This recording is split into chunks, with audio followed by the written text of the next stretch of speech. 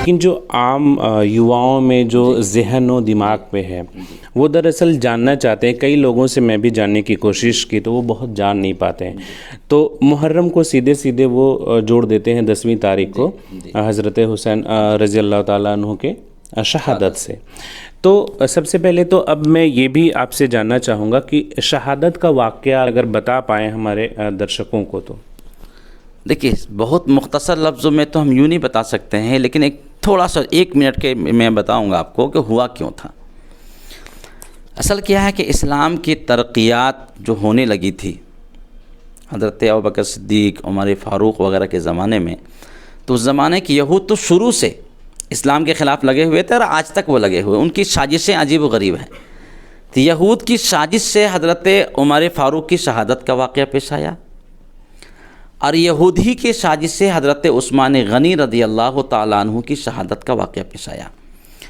مجھے ایک انصاف سے بتائیے گا کہ جس کے دل میں لا الہ الا اللہ محمد رسول اللہ جو کلمہ پڑھتا ہو، ایک کلمہ گو ایسا ہوگا جو عمر فاروق کو شہید کرنا چاہ رہا ہوگا، یا حضور کے داماد ذو النورین عثمان غنی رضی اللہ تعالیٰ عنہ کو گھر میں بند کر کے بے دردی کے ساتھ 50 دن تک ان کو قید میں رکھا، اور اس کے بعد خلیفہ وقت تھے، امیر المومنین تھے، ان کو شہید کیا. کیا ایک مسلمان کو ایسا ہوگا جو حضرت علی کو شہید کرے گا؟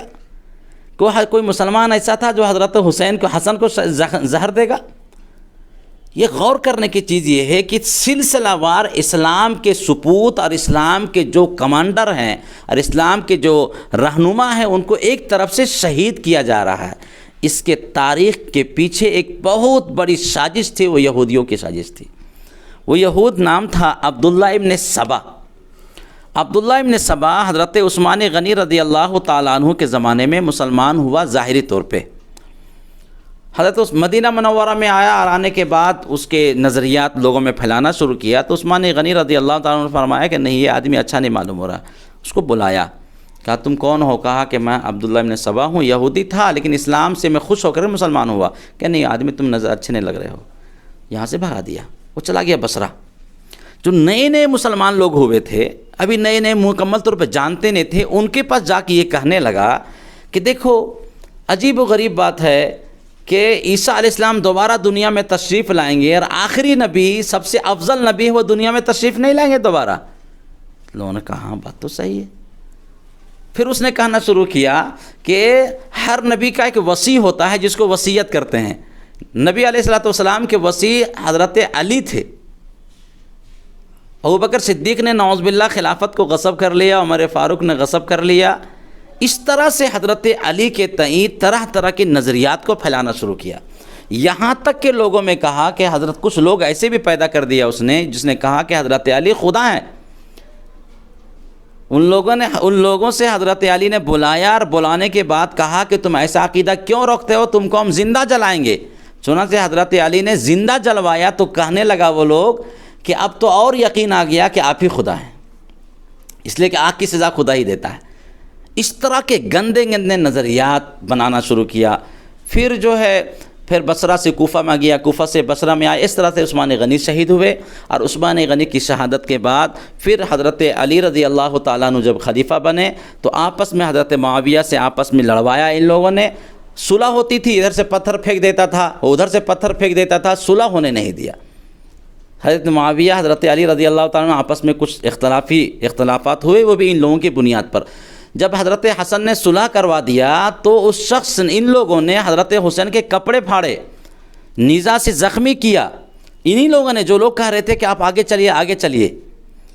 یہاں تک کہ حضرت حسن رضی اللہ تعالیٰ عنہ کو ایک جگہ جا کر کے پناہ لینی پڑی، اور آخر میں ان کو شہادت سے کو زہر دے کر کے شہید کر دیا گیا. اور یہی لوگ حضرت حسین رضی اللہ تعالیٰ عنہ کو کوفہ ان لوگوں نے بلایا، اور بلانے کے بعد کوفہ میں تمام خاندان والے تھے. اب وہاں آپ تقریر کو دیکھیے گا، حضرت حسین کی تقریر. وہ فرما رہے ہیں یا تو مجھے تم ہی لوگوں نے ہم کو بلایا اور آج تم ان کے ساتھ ہو گئے ہو، یا تو مجھے واپس جانے دو، یا مجھے کفار کی سرحد میں چھوڑ دو، میں ادھر چلا جاؤں گا، یا مجھے یزید کے پاس جانے دو، ہم معاملہ اپنا حل کر لیں گے بیٹھ کے. جس طرح سے میرے بھائی حسن نے. میں تھوڑا یہاں پہ آپ کو رکنا چاہوں گا. جیسے حضرت علی کے بعد جو خلیفہ ہوئے وہ کون تھے؟ جیسے حضرت معاویہ کی آپ نے ذکر کی، تو یزید کا حضرت علی کے بعد خلیفہ بنے حضرت حسن رضی اللہ تعالیٰ عنہ، وہ 6 مہینہ تک خلیفہ تو رہے. یہ حضرت معاویہ کا کیا وہاں پہ بھومکا تھی، اور پھر یزید اس میں کیسے آیا؟ یزید اور حضرت معاویہ کا کیا تعلق تھا؟ مختصر سمجھیے کہ حضرت حسن جب خلیفہ بنے تو حضرت معاویہ رضی اللہ تعالیٰ عنہ ملک شام کے وہ خلیفہ تھے اس موقع پر، اور حضرت علی رضی اللہ تعالیٰ عنہ کوفہ وغیرہ میں تھے. آپس میں نزاع چل رہی تھی اور یہی لوگ آپس میں ملنے نہیں دیتا تھا. تو حضرت علی شہید ہو گئے تو حضرت حسن رضی اللہ تعالیٰ عنہ 6 مہینہ کے لیے خلیفہ بنے ہیں، لیکن حضرت معاویہ ملک شام کے وہ حاکم تھے. ٹھیک ہے. اب حضرت حسن نے حضرت معاویہ سے آپس میں صلح کر لی، اور حضور نے فرمایا تھا حضرت حسن کے بارے میں، یہ میرا بیٹا سردار ہے، یہ عنقریب 2 بڑی جماعتوں کے درمیان صلح کروائے گا. سنتے حضرت حسن رضی اللہ تعالیٰ عنہ اور حضرت معاویہ میں آپس میں صلح ہو گئی، سب جھگڑے ختم ہو گئے، ٹھیک ٹھاک سے معاملہ چلنے لگا، اور حضرت معاویہ رضی اللہ تعالیٰ عنہ بالاتفاق پورے عالم اسلام کے خلیفہ بنے، اور بڑی اسلام کی فتوحات ہوئی، بے شمار اللہ تعالیٰ نے فتوحات عطا فرمائی، اسلام کی بڑی ترقیات ہوئی. ان کے انتقال کے بعد ان کے بیٹے یزید تھے. حضرت معاویہ کی زندگی میں وہ کسی طرح کا فسق و فجور یا کوئی غلط آثار ظاہر نہیں ہوئے. اس کو بنیاد سمجھنے کی چیز ہے. حضرت معاویہ رضی اللہ تعالیٰ عنہ بڑے کاتب وحی ہیں، نبی علیہ الصلوۃ والسلام کے اپنے سالے ہیں، ام حبیبہ رضی اللہ تعالیٰ عنہ کے انہا کے اپنے بھائی ہیں، کاتب وحی ہیں، بڑا اعلیٰ مقام ہے ان کا. تو انہی کے بیٹے تھے یزید. یہ صحابی نہیں ہیں، لیکن حضرت معاویہ کے زمانے میں جب ان کا انتقال ہو رہا تھا اس موقع پر اس کے اندر شجاعت تھی، بہادری تھی، فصیح و بلیغ تھا، کوئی غلط چیز ان کی زندگی میں ظاہر نہیں ہوا. حضرت معاویہ رضی اللہ تعالیٰ عنہ نے یہ سوچا کہ امت اب تک لڑائی کرتی چلی آ رہی ہے، اب آپس میں اتفاق ہو گیا ہے، اگر ہم یزید کو نہیں بناتے ہیں تو پھر ایک نیا جھگڑا کھڑا ہوگا کہ اس کو نہیں مانیں گے، اس کو نہیں مانیں گے، اور لوگ یزید کو، مجھے مانا ہے لوگوں نے تو میرے بعد یزید کو بھی مان لیں گے. تو وہ بھی جان رہے تھے کہ اس سے افضل لوگ موجود ہیں، لیکن اتحاد کے لیے، آپس میں صلح و آشتی کے لیے، اپنے نظریات، اپنی سوچ کے اعتبار سے حضرت معاویہ نے یزید کو خلیفہ بنایا. وہ الگ چیز تھی کہ ان کی سوچ اپنے اعتبار سے انہوں نے سوچا، لیکن ویسا نکلے نہیں.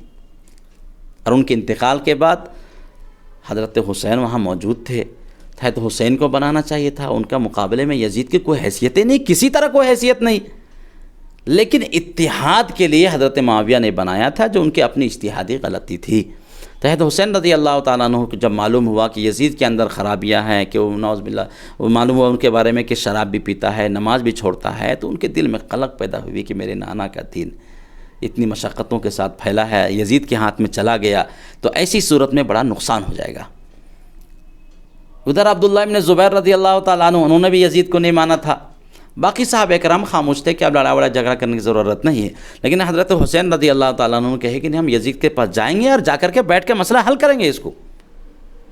لیکن لوگوں نے وہاں جانے ہی نہیں دیا، اور یہی لوگ عبداللہ ابن سبا کی ٹیم کے جو لوگ تھے ان لوگوں نے وہاں بے دردی کے ساتھ شہید کر دیا. جب حضرت معاویہ، حضرت حسین جانا چاہ رہے ہیں یزید کے پاس، تو جانے کیوں نہیں دیا؟ واپس آنے کیوں نہیں دیا؟ کیوں؟ وہ جان رہے تھے کہ اگر وہاں چلے گئے تو پھر تو اسلام پھر ترقی کرتا چلا جائے گا، آپس میں معاملہ حل ہو جائے گا، پھر جو اختلافات ہیں وہ اختلاف تو پھر ختم ہو جائے گا. تو ان عبداللہ ابن سبا کی ٹیم کے لوگوں نے حضرت حسین رضی اللہ تعالیٰ عنہ اور خاندان نبوت کے چراغ کو وہاں گل کیا اور بڑی بے دردی کے ساتھ ان کو شہید کیا. Subscribe now and press the bell icon.